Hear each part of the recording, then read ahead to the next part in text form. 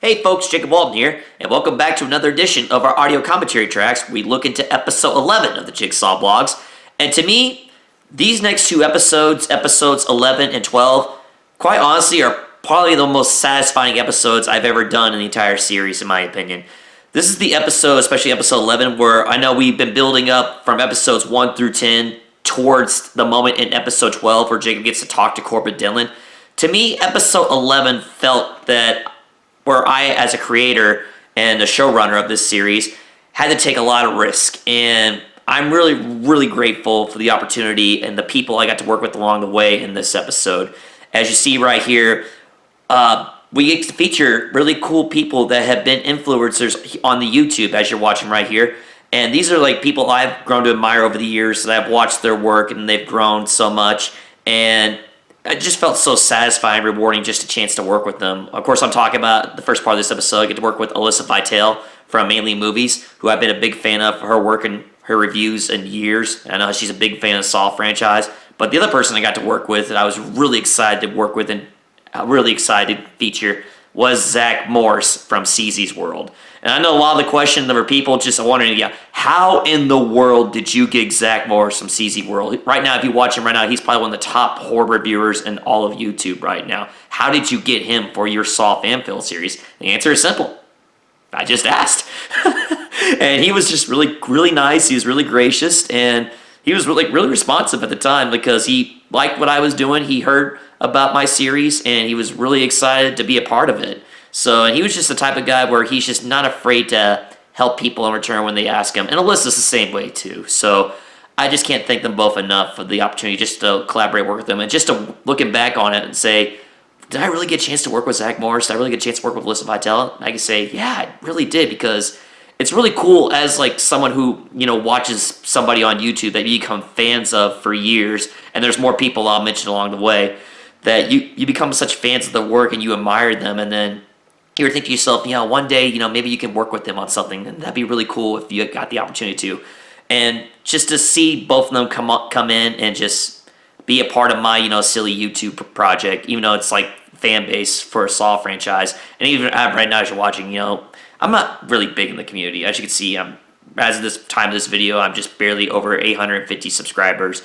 And I always say this, and while I appreciate everybody's love and support, and I continue everybody to do that, please go ahead and like and comment, do the YouTube algorithm stuff, and support us in any way. Like I said, support us on our Patreon page.com at patreon.com/JigsawBlogs. Shameless plug right there. But at the end of the day, I'm happy, if I had that passion for the project where I'm just going to put that out there, and I just want to show what I would do with the Saw franchise as a fan. And people can like it or disagree what I have, but just the fact that people actually take time and enjoy the work and want to help somebody like me, contribute to like the Saw fandom, it just means the world. And I can't thank everybody, not just those two I mentioned here, but everybody that's been involved in this project, as well as thank you all for supporting and watching us here, especially if you've been following me on these commentary tracks. So again, your support means the world, and I thank you all so much. So having said that, let's get right into episode 11, The Jigsaw Accomplices.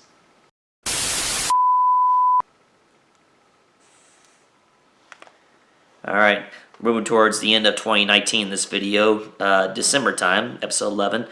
I think this was filmed, I want to say, between maybe January through February, I think I'll say. Yeah, look at the stuff right there, the key. That key is actually supposed to be from the envelope from Amanda's letter that Hoffman sent to her from Saw 4, Amanda opened up. And of course, hey, we got Zac Morris from CzsWorld right there.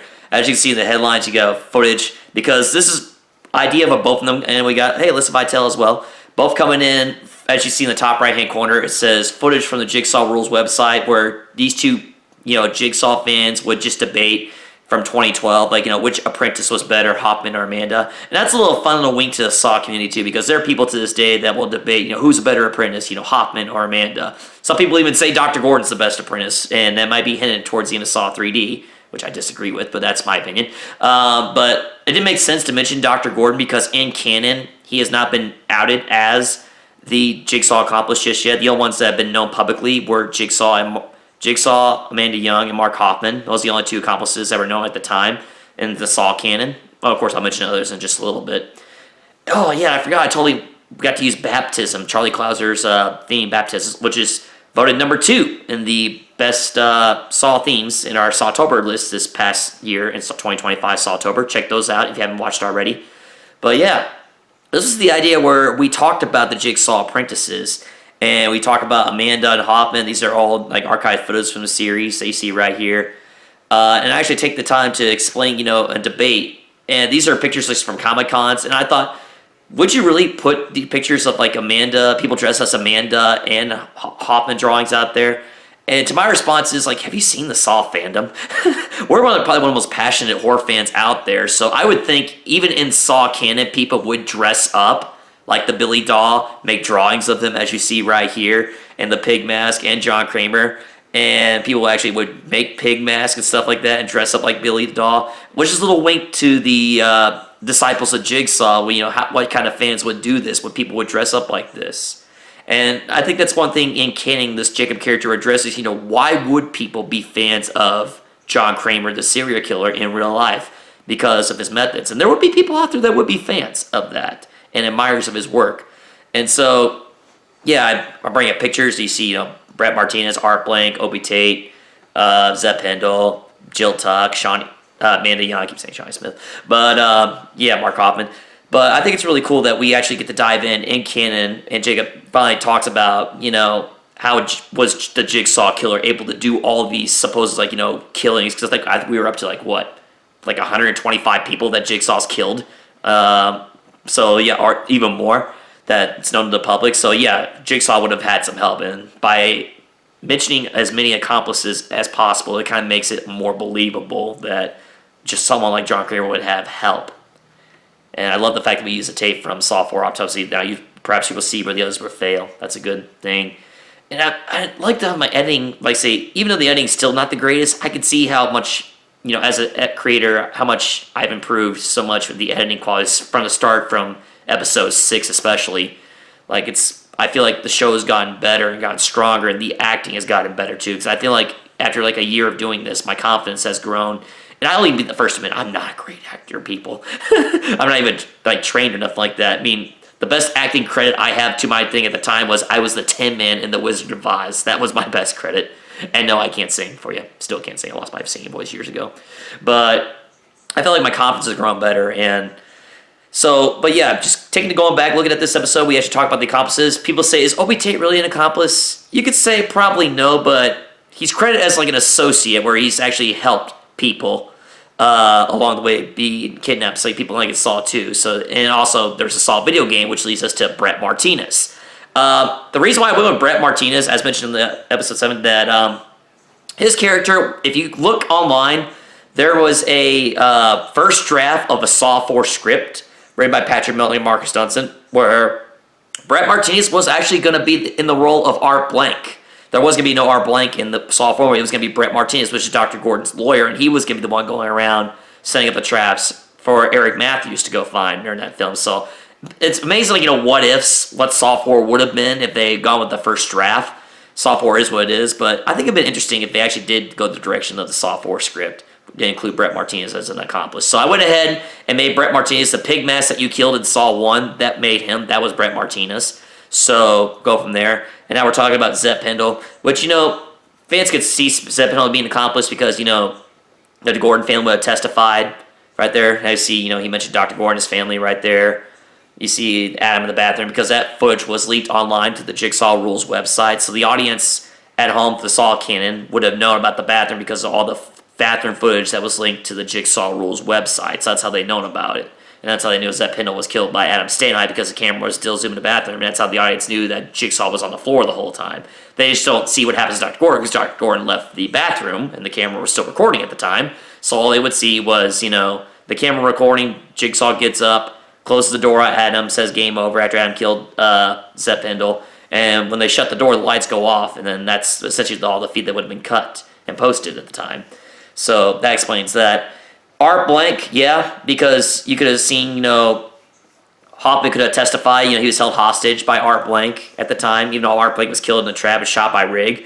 Art Blank did do a lot of things. You know, he did set up probably the games in Saw 4. He probably helped set all these stuff up. Like you see the mausoleum trap. He probably helped kidnap Rigged. He probably set up all the other games and the other traps and stuff like that, especially in the bathroom with Ivan Linus, because he rented the room for 2 weeks, or whatever it was, 6 days. My fault. I had to go back and remember from Saw 4. But yeah, how much he was involved. So Art could be like a simple accomplice in that one, even though he was forced to against his will. Same preference for, Zep was, Brett was, Obi was. So they were all kind of forced to help Jigsaw do his bidding and stuff right here. So, Jill Tuck. Yeah, I guess I would qualify Jill as an accomplice because, she knew like all the things that was going on at the time. As you saw in Saw 6, she had to have known what John was doing the whole time and not testify. I mean, we know in canon she did, but then, like you said, it would make sense for the audience to know now because she, in exchange for immunity with Gibson and Saw 3D, Jill gave evidence to Gibson and the police just for complete immunity and protection for Mark Hoffman, even though it didn't work for 6 months later. She got killed by Hoffman in Saw 3D. But yeah, so Jill would be an accomplice. Yeah, I could see, Jill would still be an accomplice in storyline. She would be complicit in all the things that John was doing at the time. So that's why Jill was listed right here. So as we wrap up, Jill, I guess the one thing we're going to talk about is Amanda Young and Mark Hoffman. With Amanda, like I say, Amanda is one of my favorite characters in the series. I love Shawnee Smith does such a good job, and I think Saw 3, her performance in Saw 3 is just amazing. Even in Saw 6, she's great in Saw 6, and she's great in Saw 6, but Saw X is what I meant to say. She's really good in Saw X. I love the dynamic, how she brought the heart and the stuff with Tobin in that movie, and her and Shawnee Smith and Tobin were just fantastic, and having that chemistry after 17 years later after Saw 3. It was just fantastic to see, and really cool. And so, yeah, just talk about Amanda. Who's a better accomplice in my opinion? And I would still say Amanda would be a better accomplice than Hoffman because Amanda, even though she, rigged games, stuff like that, she understood what John was trying to teach and stuff like that because you saw, especially the scenes in Saw X where, you see Amanda learn firsthand, what the message John was teaching. And you could tell she fully understood. But at the same time, that's the thing about Saw X and Saw 3, why it's such a tragedy where, everybody fails, Amanda still fails John at the end. We find out Hoffman blackmailed her and stuff like that. So, yeah, that leads us into Hoffman. I like Costas Mandalore, and, he has a great performance. I think I can tell he was just having so much fun with his character, especially in Saw 6 and Saw 3D, where he just gets to go kill everybody and stuff like that. Hoffman's the type of guy where, yes, he does love brutality and stuff like that, but you can tell Hoffman's a sympathetic guy, as well as everybody's sympathetic and they're three-dimensional, and that's what makes the audience gravitate them. I can see why audiences love Mark Hoffman, the character, because, he does have that backstory, he does have that, presence, he does have that characteristics and charm, but at the same time, he has his flaws and he has his vices, and we see his story, especially in Saw 5, we understand his motivations and why, but also we kind of figure out that, yes, he understands, what John was trying to teach him. He does have his own flaws. And same thing as Amanda had her own flaws as well. And which goes back to my speech that I have with the Jacob character during my, I think it's an 7 or 8 minute little monologue I have at the end, right at the end of the episode, where we talk about, which accomplice I thought was better. Was it Hoffman or Amanda? And I still stand by that's true. My opinion on that is true, where neither one of them is considered the best, in my opinion, because there's only one John Kramer. And that's, there's only one Jigsaw, and that's John Kramer. Sorry, I got distracted here looking at Alyssa. Alyssa was great right here. She's filmed on set of her video, and when I messaged Alyssa, she was really excited about the opportunity, and I told her, I was like, and she actually is a fan of the series, so she actually knew what I wanted and what I was going for here. And the fact that, you could tell, you can barely see that, she's reading off her script, but she actually took the time to memorize line and still debate. And that's what really great. If you actually go watch Alyssa's videos on Mainely Movies, go subscribe to her channel, by the way. She does a really fantastic job at, bringing a philosophical debate and stuff like that. And I knew that's what but she would be so perfect for this role because I told her basically when I talked to her, I was like, hey, I just want you to just be a little bit of yourself and stuff like that because your opinions, because I asked her, who would you want to defend, Mark Hoffman or man? She goes, oh, I love Hoffman so much. And so I said, well, I'll have you talk about Hoffman.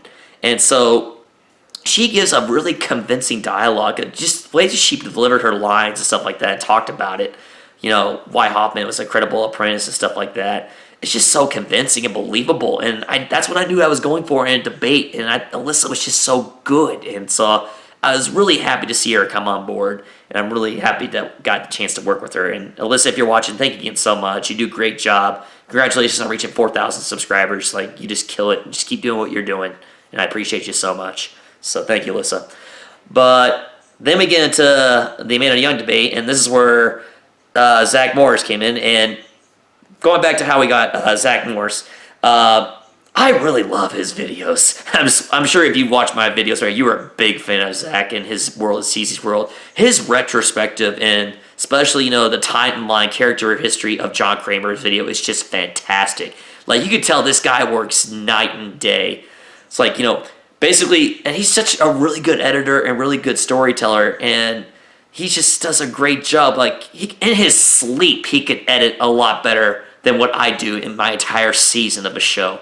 That's just how good he is. And so, Zac, again, if you're watching this, thank you so much. And when I emailed him, I said, hey, we're doing a little debate series, and if you want to play a role, I have this role where a person named Andrew Martin, he's debating for Team Amanda. And he's like, oh, I love Amanda. I love her performance so much. And, he has this way where, you understand him. I know, like, say, he talks really fast, but, when he talks, you listen.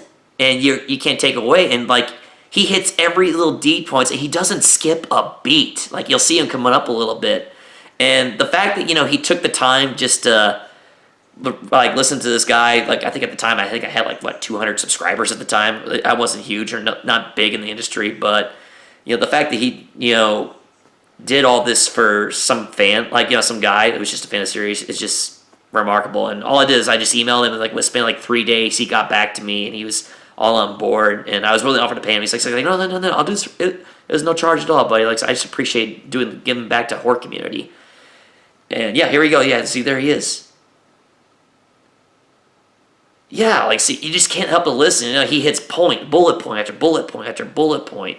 And then, like I said, it was really cool just to do that he took the time, to mention all this. So, talk about each character, See, he just recapped all the events of Saw 3D in, 15, 20 seconds. That's just awesome. And he does a really good job. And like I said, Zac, thank you so much, man. I just get so starstruck. It's like, this guy's awesome. He actually took time to do this. So, again, thanks, Zac. I appreciate you so much. Who do you think actually won this debate? Do you think Zac won the debate, or do you think Alyssa won the debate? This letter right here. This letter was actually written. This was going to be the letter that was written in the envelope in Saw 3. And like I say, this letter was actually put online, so if you Saw fans scour them, this is the legit letter that was written for Saw 3 in a script. And I guess, I forget who's the guy at the time. Robin, I forget his last name. But there used to be a guy J. Robin or something like that was on the official Saw forums page back in the day. And he would take pictures of props and sell to fans all across. And this is one of the letters that was taken. And so we go on to that. Also, Anthony McDonald.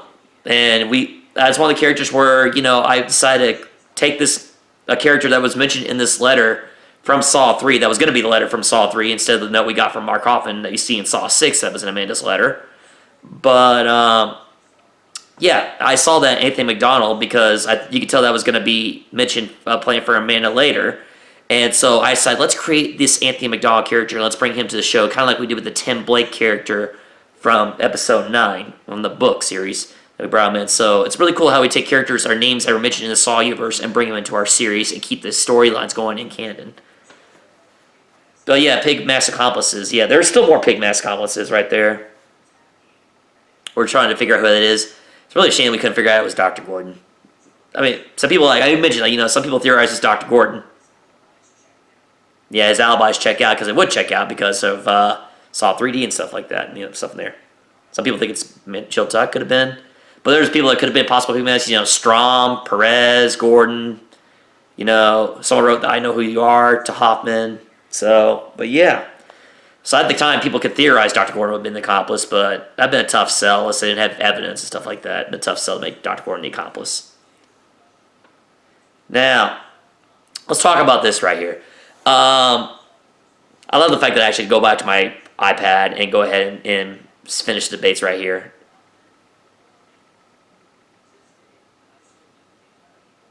Yeah, my character. Even I would do that. Even to this day, even me, the Jacob the person, still gets a kick of listening to people debate and stuff like that.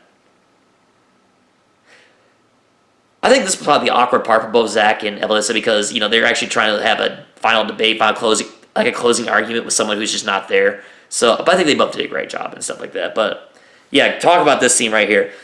The reason for this was this. While I was filming this, so at the time, I filmed episode, the police station episode. I think that's episode 18.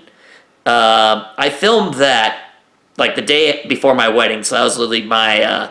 I'll talk more about that when we get to that episode. But I filmed that like back in October 1st of 2020. I know that because that was 2 days before I got married. But yeah.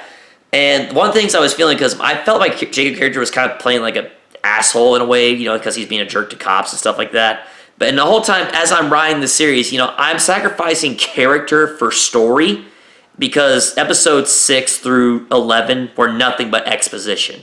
And it was for the fan series answering questions. But at the same time, as I was doing this, even up through episodes, 1 through 5, it was really hard for me to feel comfortable with the audiences liking the Jacob character.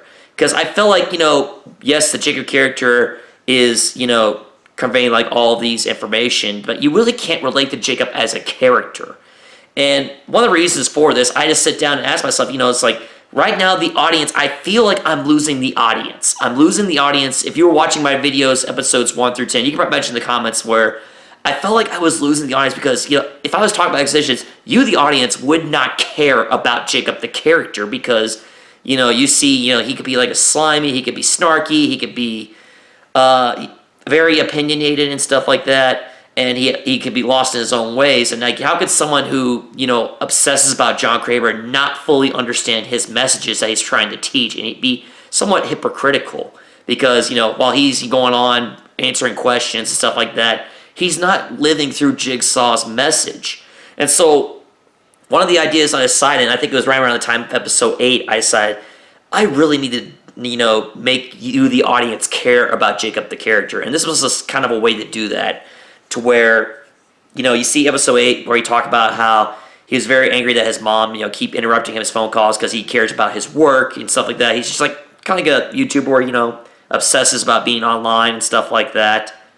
And so what I decided to do was, okay, let's pull it back a little bit. Let's make Jacob human. And so we talked about, I thought about the idea of making the character, have a sick mother, who has, the same cancer as John Kramer, ironically enough. And Jacob has a sister named Kayla, who's played in this episode by Emmy Fry. And I'll talk about her in just a little bit. That she was really onto him in one of the Fairwood Evans videos that you can go watch right now before this episode, where she just really hammers Jacob that, he's been obsessed. He lost his job defending John Kramer. But at the same time, he lost sight of what was important in his life. And so Jacob kind of reminds him, hey, we need your help. Like, be a son, be a brother for me, help me out. And this shows that, Jacob is not, a monster. He's not like, doesn't care about his family, because he does care about his family. And that's kind of what I was going right here. And I was actually kind of amazed I was able to do this in one take.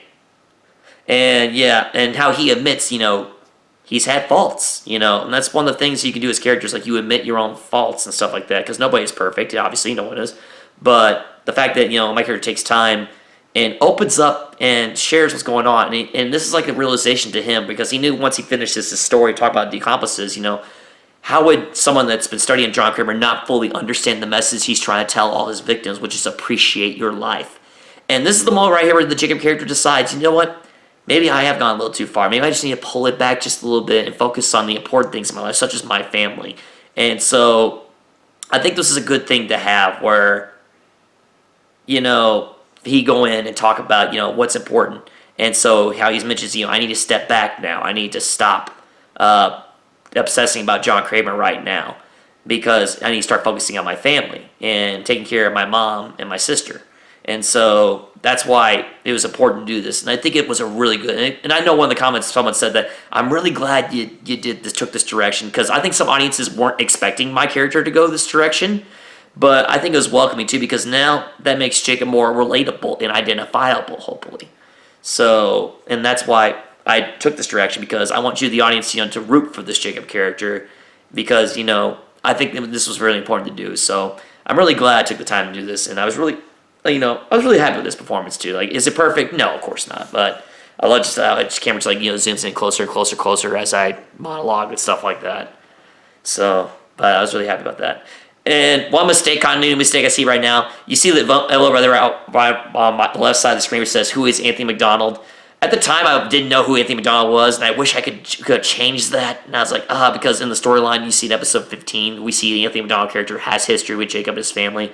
So there is a continuity mistake I see in this episode. So hopefully, if you're paying attention to my background notes, stuff like that, that was a big mistake right there. So that's one goof.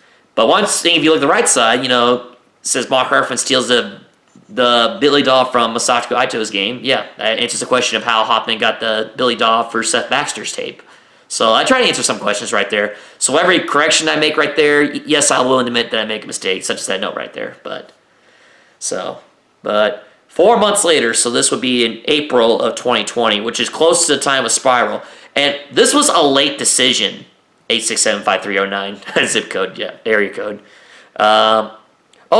I wanted a CzsWorld jacket. So one of the things I got for Christmas when I talked to Zac Morris is, since he decided to do it free, I was like, I'm going to buy your jacket from your merch store. So a little plug for you, Zac. That is a CzsWorld jacket. I should have worn it for the commentary tracks. Dang it. But that's all right.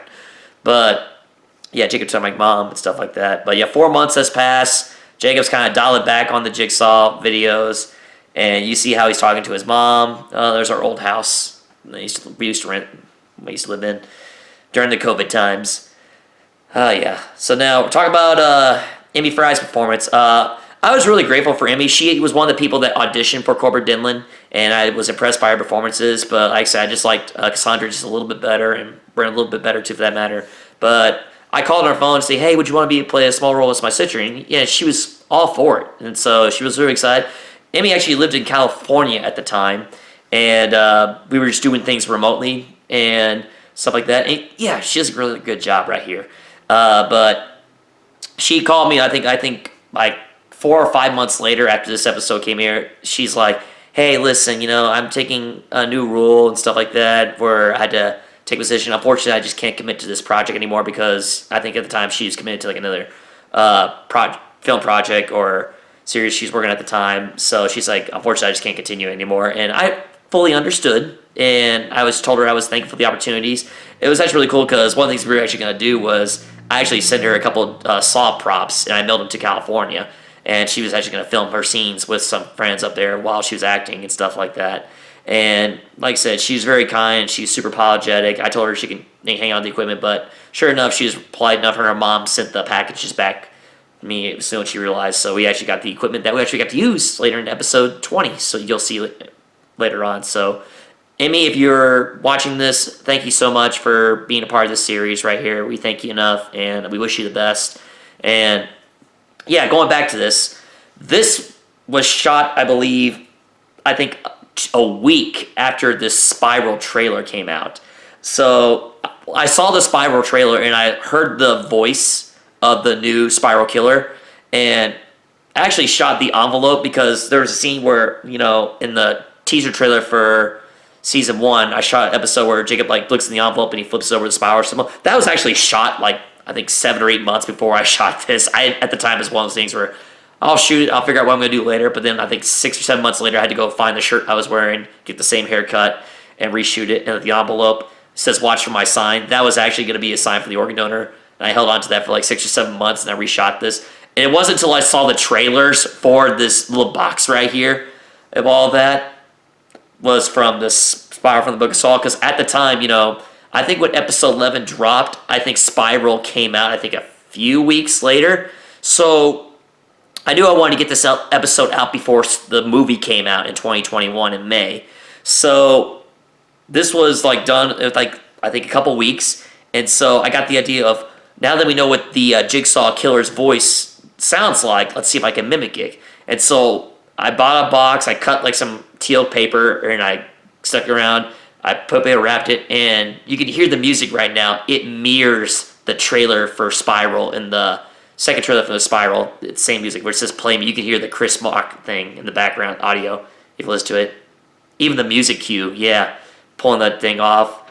And I knew I had Billy the Puppet thing on my background screen at the time, so I put that into my computer, my old computer.